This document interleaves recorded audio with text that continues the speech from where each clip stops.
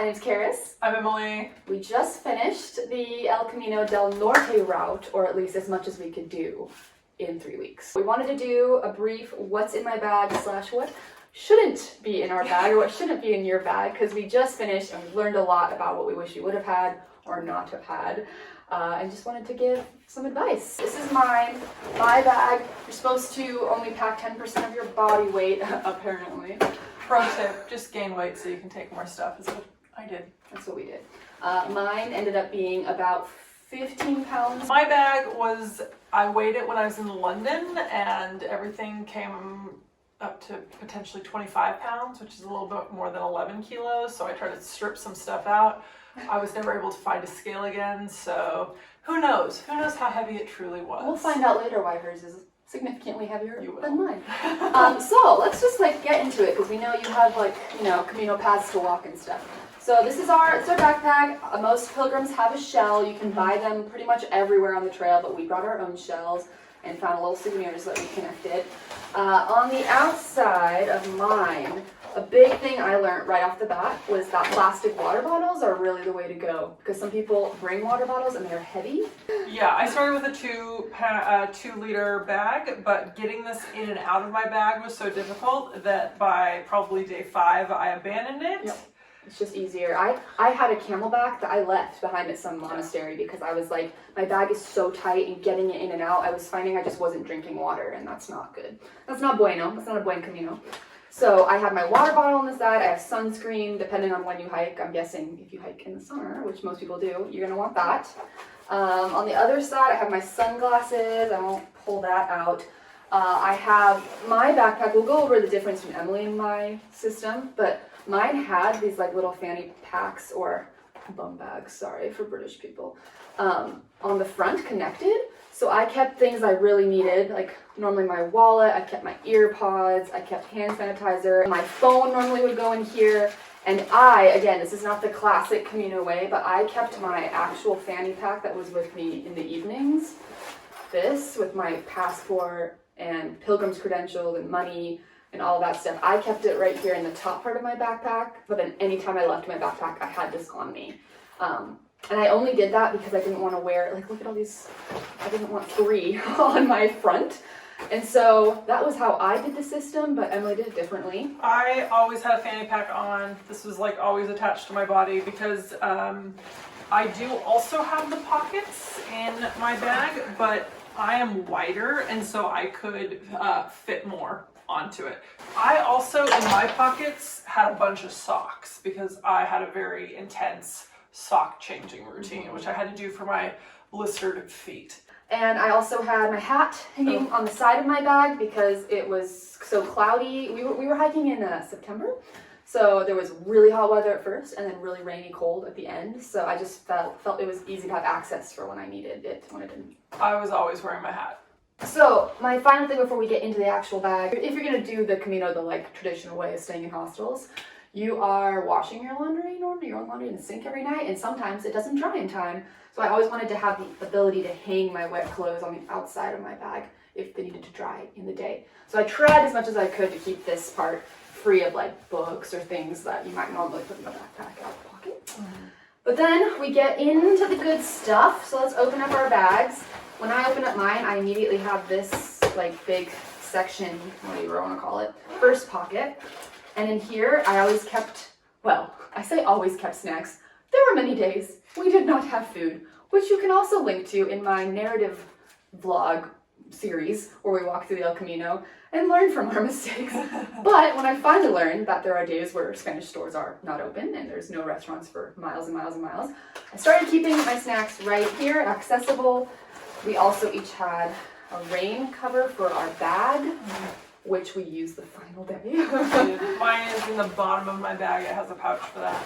Yeah, I don't have, and then I brought a whole bunch of Ziplocs, which I did use for food and things like that. I brought, I have, not that you have to put this in here, I brought my clothesline, my own clothesline, but I found that we really didn't use this, so that's one thing that I would say you don't need, because almost every hostel has lines you can use.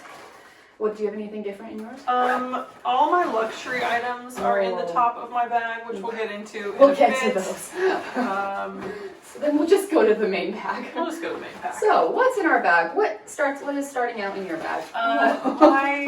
My book, ironically called Take What You Can Carry, that I never really read.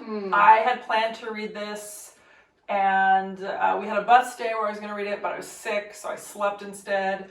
There was like 2 nights in the hostels where I did read it, but I found that I was so exhausted from hiking the Del Norte and then updating my Instagram stories that this was like the last thing.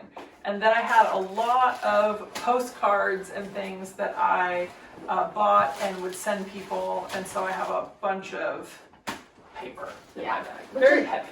I made the same mistake. I had this very idealistic idea that I would also just be, well, there is a gross Comfy Band-Aid stuck to my book. That's also normal. I also had a journal. I had a book called Keeping Company with St. Ignatius. I only got like a quarter of the way through. And yeah, I think we both just thought, oh, we'll hike all day, we'll get to our hostels, we'll be reading and journaling and having coffee. And some days that's true, but if you are going to be someone who brings your phone and is like into, you know, pictures and videos, that does tend to be, let's just be honest, that tends to be what you actually do in the evenings. If you're going to be disciplined, which more power to you, and you're not going to bring your phone, which I think is awesome, then bring a book and read the books. But I just found that by the time I was actually ready to read books, you're in the hostel, all the lights are out and everyone's sleeping, and you can't read it. And I just carried this weight for nothing because I always believed I'd read it. But you get into town, you're tired, you have to go find food, which always takes longer than you think. You have to wash your laundry, which takes longer than you think. If you're into, again, the phone stuff, that always takes longer than you think. And then everyone lights out by like 8 or 9 normally. Yeah. So bring a book if you really think you're gonna read it. Otherwise, just read it later. So that was ours. I also brought a journal, which I did use. Probably more than my book. I would journal sometimes in the evenings or when I was in cathedrals. So I brought the journal. Well, I actually brought 2 journals. I didn't know this was stuck in my secret compartment, so only bring one. Then on the top of my bag, I have my sandals. Most people that I found brought 2 pairs of shoes. You have your actual hiking shoes, and then for in the evenings when you take your shoes off, and most hostels want you to leave your shoes outside. These were my shoes I wore into town, wore in the hostel, sometimes wore showering, but I also had those salon flip-flops that are really thin. I threw them out. I had a few pairs, and I would use them like each week. I used a pair for the showers, and then I could just throw them out, and they weigh nothing because they're foam. So that's what I have here. I actually hung my shoes off my bag because I had to switch to trail runners partway through, and so sometimes I wore these. Sometimes I wore hiking sandals, and then I have another pair of flip-flops that were shower shoes in my bag. So, but I would clip my sandals to the back of my backpack, or I'd even tie the shoes onto the back of my backpack. Yeah. And I brought these shoe covers that I put my these were Keens, but not that I'm wish I would have done that. That's one reason why I started hooking them to the back, because they were just dirty and I did not want to put them in with my stuff. There's a lot of horse manure and cow manure on the trails that we walked, and so putting that into your bag just felt really gross. Yeah, so good to have shoe covers. Next, I have because I learned from REI when I went to go fit my bag that you should put all the heavy stuff at the top. I was not a pro hiker, so I didn't know this. So I have all the heavy stuff here. I have my electronics bag, and that's personalized for you, whatever you feel you need. I just had my phone charger. I had something I did need because my phone is like old and weak battery. I had an extra battery charger for it that I always carried in the Fanny Pack thing at the front of the bag. I always had that, which was nice because my phone would be dead otherwise. And we were pilgrims that really depended on our phone and the Buen Camino app and the maps to make sure we were on the right trail. So I needed my phone. And then I had a charger for my Oura Ring, which I wear that like just tracked all my vitals and steps and heart rate and all that stuff. And the only other, I didn't. Those are my charging devices. Did you have anything?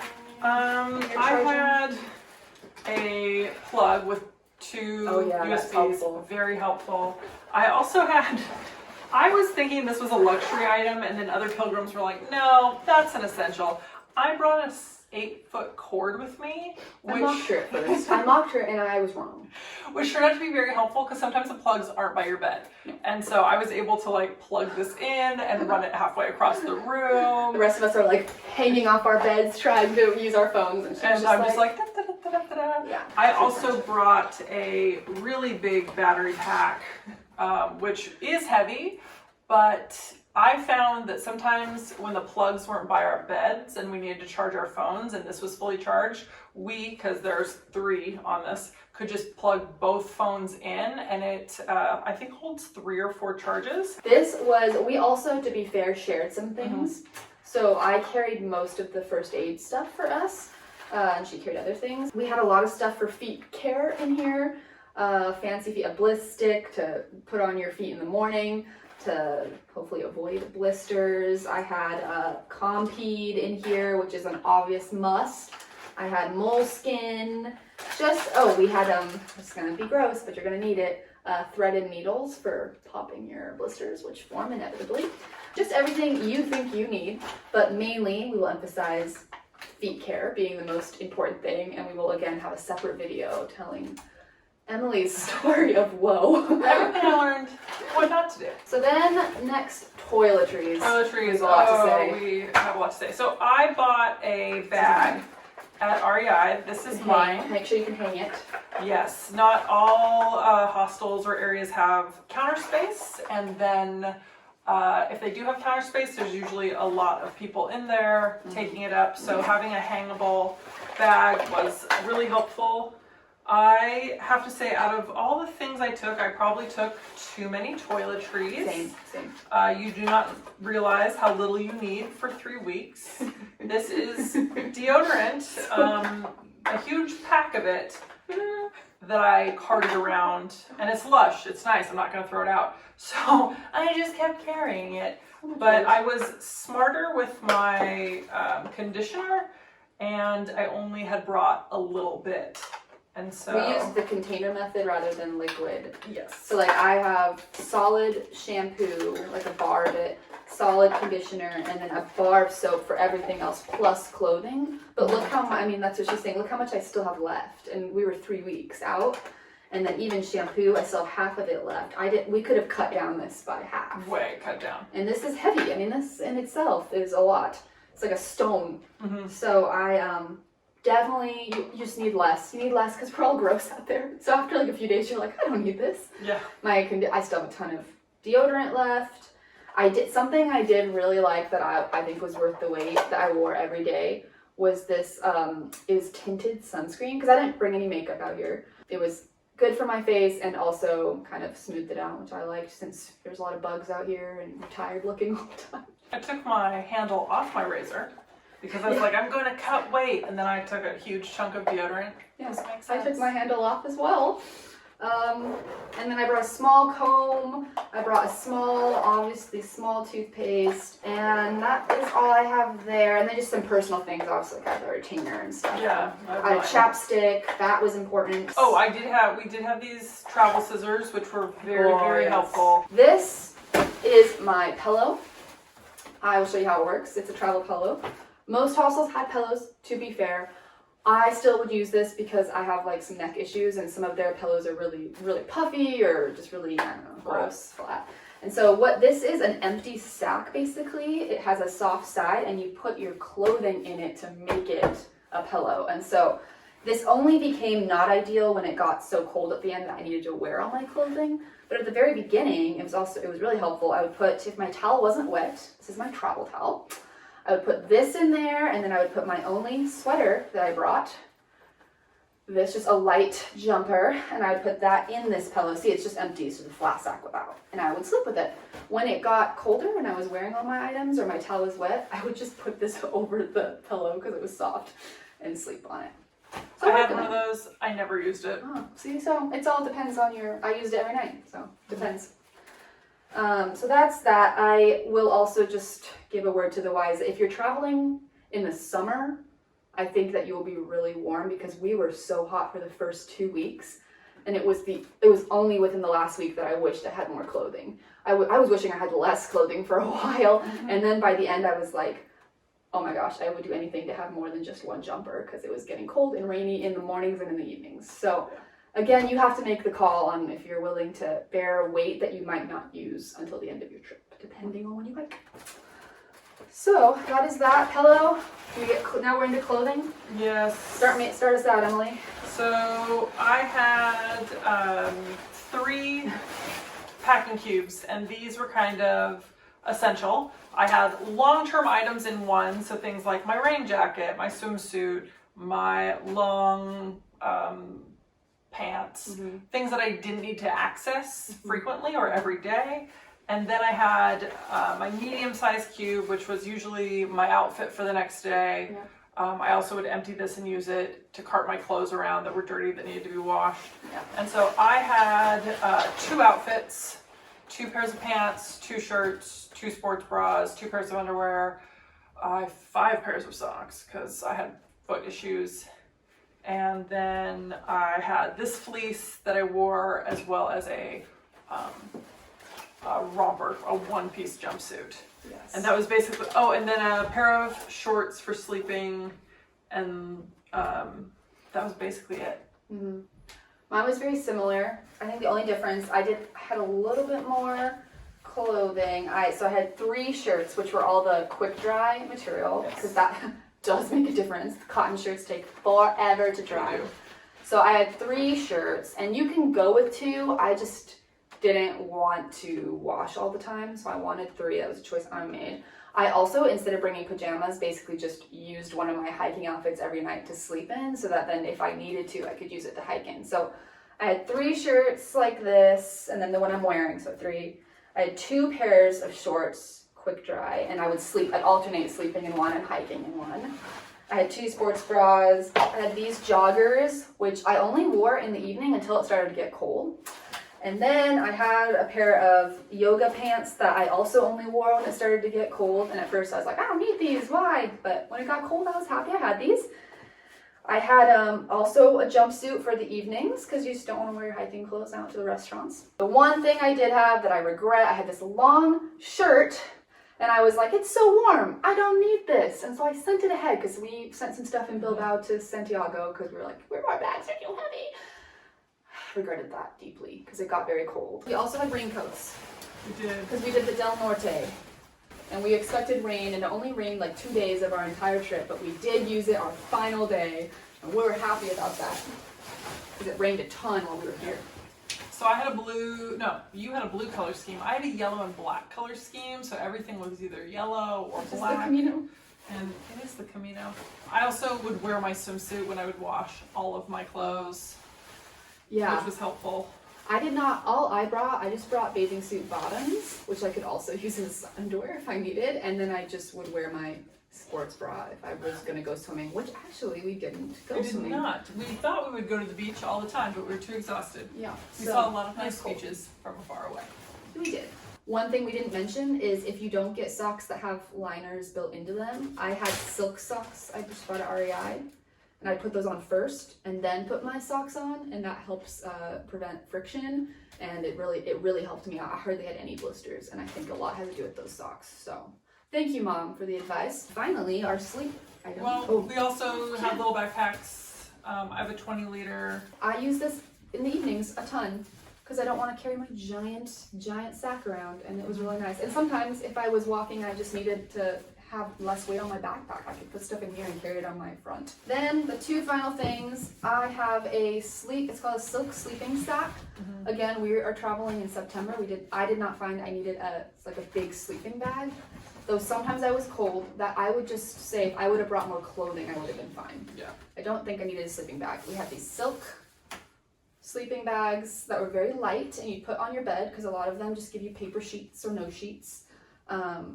So she had one. My sleep sack was so big it looked like sheets, and other pilgrims would see it and be like, where did you get the sheets? And I'd be like, no, this is actually like a giant sleeping bag, which was nice because I could put it out over my sheets and then be on top of it.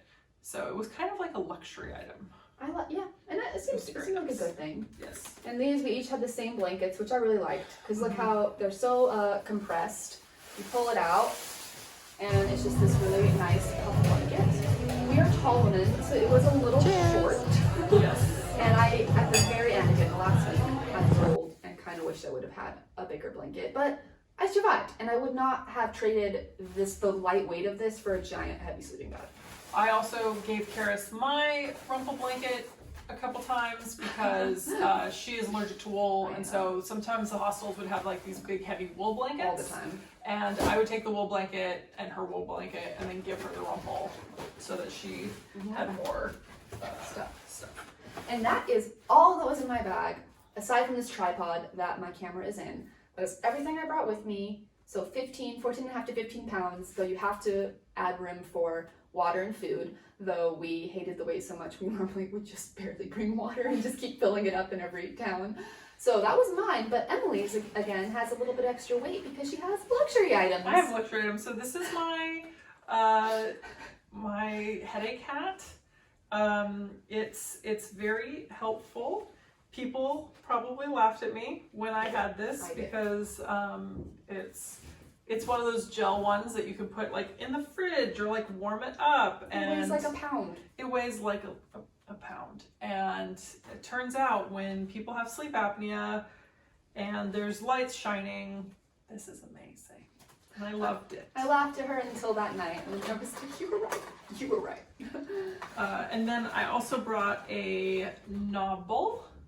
And this was given to me by one of my friends who does body work, and I would massage my feet with it, Carys's feet with it. Very helpful. Your shoulders and your feet. Yes. That's what's gonna hurt, obviously. So. And then, I had a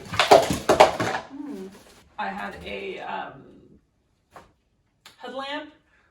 We use this not very often. If I had to do it over again, I would probably leave it because your phone works well enough. And then I also had this citrus foot balm that I would use because I hiked so much in hiking sandals. My feet would get really dry, and then with all the blisters and like cracking skin, so nasty. I could put this on and then my feet wouldn't snag on my sleep sack, which was such a fun experience. I also had another item that I carted around because I am going to several other destinations after this. And so I brought... I keep forgetting you have this.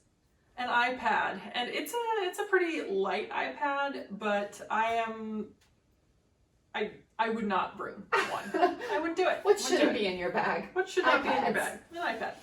But I am going to another destination after this, and I need it for that.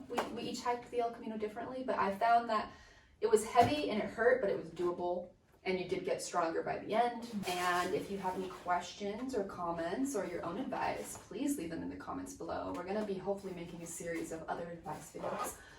And for now, we have to pack all our stuff up again, and she's heading to Panama, and I'm heading to Scotland. So that's that, and thanks for watching, and we hope that you have a Buen Camino wherever you end up going, whichever route you end up going on, and whenever you end up going. See you next time!